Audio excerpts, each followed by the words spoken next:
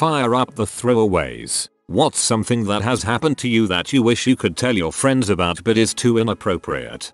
My mom got home as I was in the middle of a furious FAP session. I heard the garage door, went to quit Internet Explorer, this was a while ago, and the little crap just froze with boobs all over the place. I quickly tried to restart the computer, but that didn't work. WTF. I finally unplugged the power strip as my mom opened the door. There I am, in boxers, with the power strip in my hand and the computer is off. The first words out of my mouth were, "I don't know, weird huh?"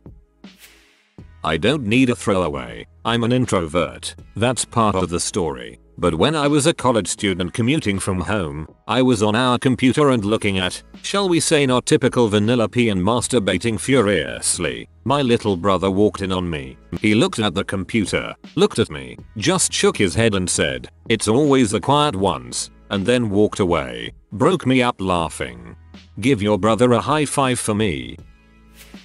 Not a throwaway. A few days ago I tried the Instead soft cup for giggles. You insert it and it catches your menstrual blood. It was going just fine. Until I tried to take it out. There's no string. You just push like you're trying to poop and reach up inside your vagina and slide it forward with your finger. Simple enough, right? Wrong. My cervix had the death grip on that tiny cup of blood. I tried so hard to pull it out but it simply wouldn't budge. I couldn't get a grip. My wrist ached. My lady flower felt bruised after an hour of trying to dislodge that sucker. Suddenly, I spotted a plastic coat hanger on the bathroom floor. I washed it with soap and water in the sink to prepare it for a clean extraction. I climbed into the bathtub with the clean hanger and sobbed uncontrollably. Hormones and general panic, clutching the hanger against my chest. Thankfully, I didn't have to use the hanger. I was able to pull the little chalice of utero givings out by the grace of the lady, muscles contracted by heaving sobs. I sloshed the contents of the cup everywhere and then laughed until I couldn't breathe.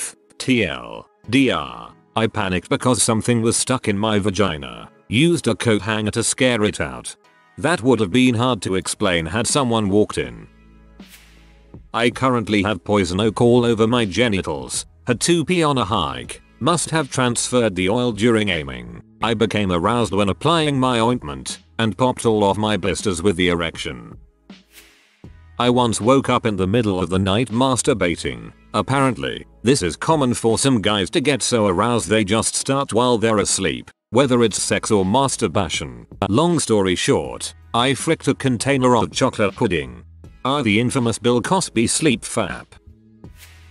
Not too long ago actually, I had to collect a stool sample for a medical appointment. The doctor gave me really little bottles to collect the samples in. The problems was that I really had to crap. So what was I to do? I then noticed that the sample bottles came with a medical paper towel. I did the only thing I could think of. I laid the sheet of paper in front of the toilet, gripped the lid for dear life, squatted down, and did my business. That's right. I shat on the floor. It felt so weird and terrible. It went against everything I've ever known to be civilized and true. I felt like an animal. I then had to stand up, turn around, and then push the limits of my sanity further. I had to get on all fours, like a dog, and use a plastic spoon to dissect my own crap and then store it in the little cups. I opened the door and left the bathroom with a feeling of total disgust. I feel like I lost a part of myself that night. But now I think the whole situation is hilarious.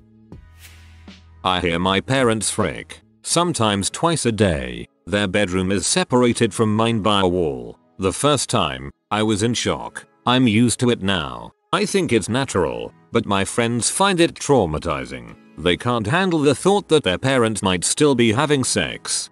Hopefully once you get a significant other, you two can have sex back and it'll get into this absurd contest of screams and moans. Fun stuff. I one time sang every part of the entire Les Miserables original Broadway cast. It was this one time in my car every day. Please don't tell my friends. I'm a fairly cool 31-year-old man. Right there with you, dude. I can do the same thing with the London cast recording, because the cassette was stuck in the tape deck of my first car. I'm 33. Actually, I made up that thing about the cassette being stuck. I just freaking love Les Mis. I once got a handy so bad it gave my dong blisters. I got a STD test after to be sure, and yes, the girl was so bad she gave me dong blisters. DM. HS does not always apply, that crap was painful. My first handy felt like she was trying to start an outboard motor. I was so unbelievably disappointed. Frick throwaways. When I was 11, I brought myself to an orgasm using the vibrate function of my PS2 controller. I am a male. DM. Go.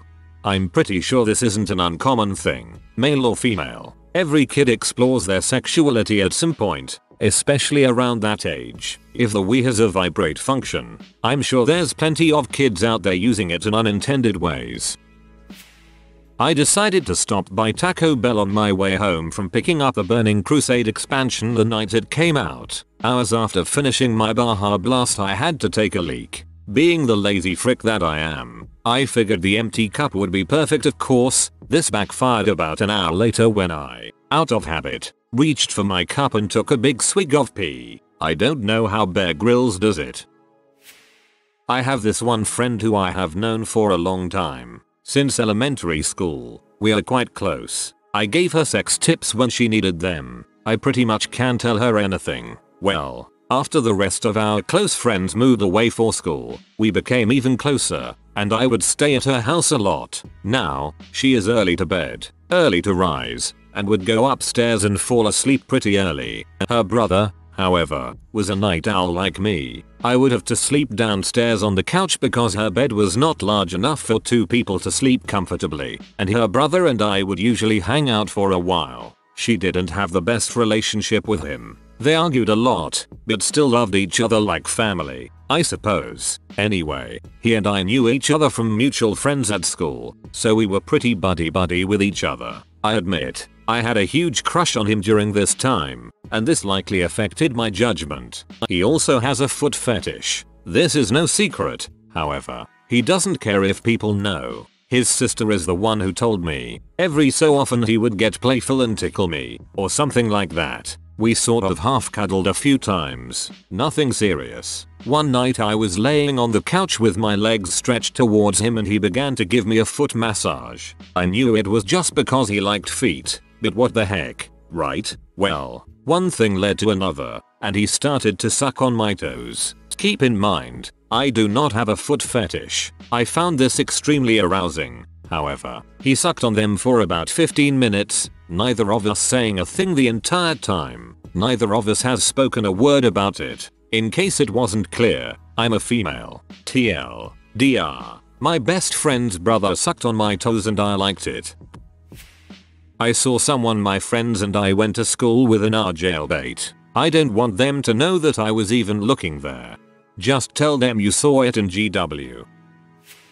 I grew up in a very small town, Pop, less than 500, in the middle of Missouri. Everyone in the town was Catholic. The priest was well loved by everyone, and more or less ran the town. He even took weekly tours of our public school and made suggestions to the superintendent that were heeded. This priest sexually abused me for a large part of my childhood. There is at least one other person that I am certain was abused also. I wish I could tell my friends so the casual rape jokes would stop, but I know that conversation would not go over well. The amount of casual rape jokes I hear on a regular basis is kind of horrifying. Honestly, I'm sorry you went through that. I hope things are better for you now. This one time I was taking a nice poop. Afterwards I would always use air freshener so it wouldn't smell so rank. This particular air freshener was one of those 100% citrus ones. So this time when I used it I sprayed a lot. Turns out when you spray enough of it on your skin it turns it into nice color of shiny bronze. Discovering this I then proceeded to take all my clothes off and cover my entire body in it and flex in front of the mirror like one of those weightlifters. I sprayed extra on my junk so I was extra sparkly down there. This turned out to be a very bad idea and my dong started to feel like it was being bitten by giant red fire ants for the next 4 hours. I ended up blaming it on message because we had Chinese that night at a lower quality place. I'm cross-posting this from another thread, but I think it fits in here nicely. I watched pee like most kids and I would see the men ejaculating. So I was like, I bet if I jerk for long enough and hard enough I'll also produce milk. Yes, I thought I could make milk. So I jerked as hard and as fast and I could with a glass in my hand and came into the glass. Being proud of myself, I mixed it with regular milk and drank it. I did this a few times before I had sex ed, where I realized I was drinking my own sperm. TLDR, I drank my own sperm. I have a weird kind of pride right now for remembering this from before. I seriously need to get this off my chest. I met a guy online, and we got talking without sharing any details regarding age and location. He seemed pretty cool and intelligent, so we shared details, and it turns out he is 17 years older than me, and is in Afghanistan as an American soldier, but we still enjoyed talking to each other as friends. We exchanged Skype accounts, and started talking every night for hours on end. We got really close, and decided to share photos. He said I looked cute, and I thought he was pretty good looking himself. He kept on complimenting me and telling me what an awesome person I am, and vice versa. The things got more serious than just friendship. So it's been about a month or so that we're talking, and I think some feelings might have emerged as a result, and every night I worry something might happen to him. But he keeps in touch via email in case Skype isn't working. It's been about 5 days that I haven't heard from him. I know he wouldn't just ditch me because I know him too well. Did I mention he's 17 years older than me yet? Well, I'm a 17-year-old. Last week, my friend and I wanted some booze. One of our Spanish teachers was at the bar and we asked her if she would buy some for us. She was super drunk and told my friend that she wanted to frick him, but he pushed her away and said no. Now, there's a slow rumor going around that my friend and I double-teamed the Spanish teacher. One time when I lived alone, I was sitting on the couch naked watching TV. I was on my period at the time, so I had a tampon in. I farted and the string jumped. I laughed so hard, then I was sad because I couldn't tell anyone ever. Mine is strikingly similar. Once, I was in a Walmart and I sneezed so hard my tampon popped right out. It was very uncomfortable until I went to the bathroom and fixed it. I told this story to a few friends before, thinking it must not be too uncommon. Turns out it is. My girlfriend and I had Facebook notifications sent to our phones via text message, but the delivery was usually a little slow. That night, we had sex for the first time. Right after, her phone vibrated and read, "You have just been poked by cabbage." I, 21, male, had a threesome with one of my best friends, male, 36, and a co-worker, 17, female, in my basement, on my brother's bed, while my parents were upstairs eating dinner. I was also a virgin at the time. Talk about awkward. Throwaway. I had a really bad infection and was on all sorts of antibiotics and pain medications for over a week. In this time I became horribly, irrevocably, constipated. I mean, nothing. I started getting hemorrhoids. Awful hemorrhoids that were so incredibly painful that I would cry at the thought of crapping. A week goes by and at this point I stop eating. I didn't want to create anything else in my bowels. The discomfort is out of control. I go to the dog park with a close friend of mine who tells me I look grey. I confide in her what is going on and beg her to help me. She has worked in the past at a colonics place that she has the keys to. So here we are on a Sunday night. I'm hooked up to this colonics death machine that is in my anus and will not put water in because the tube keeps getting stuck in crap. Literally, it was like sticking a straw in a block of cheese. I am crying, hyperventilating. I mean, really, you start to go insane. I'm in so much pain and scared so much I just start begging my friend to do something.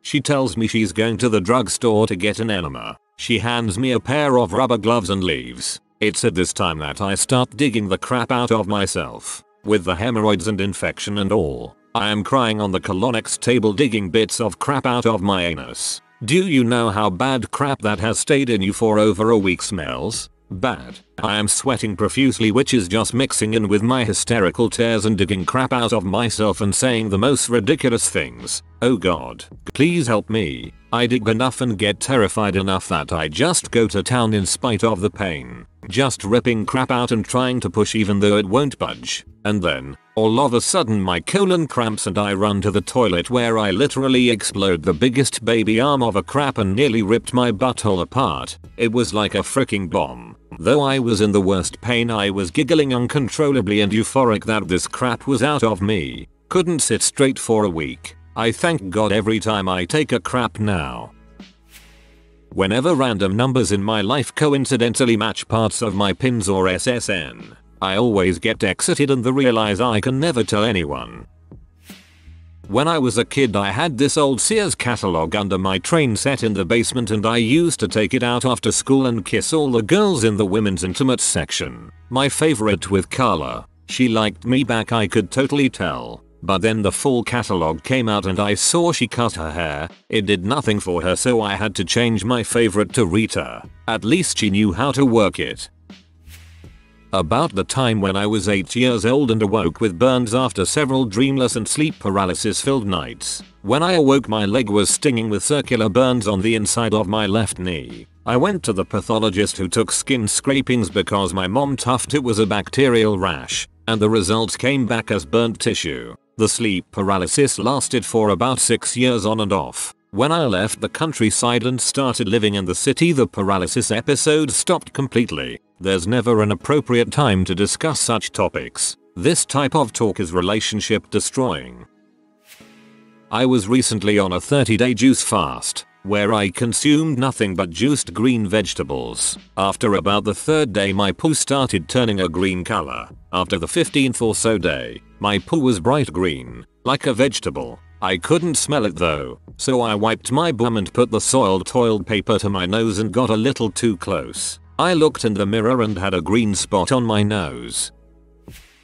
I was walking around Charlotte one morning at 3 AM after a long night, trying to find my dang car. A black woman rolls by 3 times before creeping up and asking where I'm going and if I needed a ride. I told her I was just looking for my car, and I think I'm good but thanks. Then she informed me she was gonna suck the heck out of yo dong. This is where that, is this crap really happening, popped into my head. Right before, am I getting in the car or getting the heck out of here? She was maybe a 4, and that's in the dark. Yay. I got in the car. DM, GBJ. Worked in an abattoir aka slaughterhouse, removing the innards, fat, eyes, etc. of sheep to get to their meaty goodness, usually 2,000,000 animals a day, to try to stave off the oh so certain craziness that had infected everyone there, and disassociate myself from the trauma of what I was actually doing. I would recite all the lines from The Return of the Jedi, all of them, even the alien's speech, and associated translations, and eventually the sound effects, maybe twice a day. So maybe, on second thoughts, the crazy got me anyway. Got a childhood friend, named D, who told me that his mom was a witch, and he could hear her through a crack in the wall as a kid. Those were some of the best nuts I ever had. D also only let his younger half brother play the PS1 if the kid simultaneously sucked his dong. If you are new to the channel, you can subscribe. I publish new videos every day. Until then, check another video.